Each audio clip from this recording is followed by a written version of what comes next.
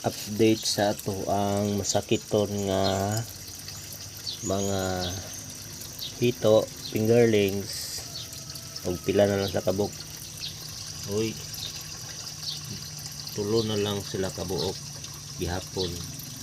So skill na kay sila, naasa 60% ang ato ang napabuhi. So kay 3 days naman ni nila, mataga na nato ni sila kagawasan. Atuan na ni silang buhian sa dako nga kusog na kay sila mo. Langoy na mo. Tuan na siya, layo na. Kining duha, tuan na lang kuning buhian.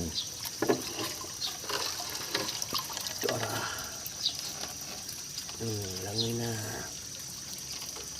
Langoy. Bulan to. Salamat, mama.